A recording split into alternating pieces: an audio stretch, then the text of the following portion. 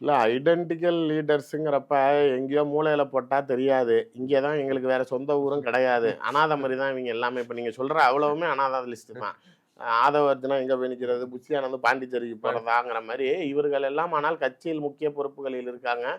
அதற்கு அப்பாற்பட்டு நாளைக்கு இவர்கள் கிட்ட பணம் நாளைக்கு செலவு ஆதரவு தான் இவங்க எல்லாத்துக்கும் செலவு பார்க்குறேங்கிறாராம். ஸோ அதனால இவங்கெல்லாம் கொஞ்சம் வசூல் பண்ணி இந்த தேர்தலில் ஏதாவது செட்டில் ஆகலாம்னு நினைக்கிற நபர்களும் கூட இங்கே தலைநகரில் நிற்கிறப்ப என் தலைவனோட குரல் தலைநகரத்தில் அப்படியே பூமி அதிர்வை ஏற்படுத்தும் அப்படிங்கிற மாதிரி விஜயே கொஞ்சம் டவுன் ஆனா கூட புஷி இந்த மாதிரி ஆட்கள்லாம் கூட வந்து தலைவா அப்படிங்கிற எனர்ஜியில தான் அவரே ஓடுறாரு.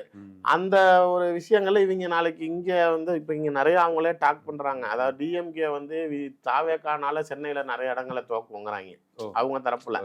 ஸோ அந்த ஒரு நம்பிக்கையில நம்ம நின்னா ஜெயிப்போம் அப்படின்னு நினைக்கிறாங்க. பட் இங்கே அது எந்த சூழ்நிலையும் எம்ஜிஆர்னாலேயே முடியாதது. திமுகவுடைய கோட்டை சென்னையை உடைக்க முடியாது, விஜய்னால முடிக்க முடியும்.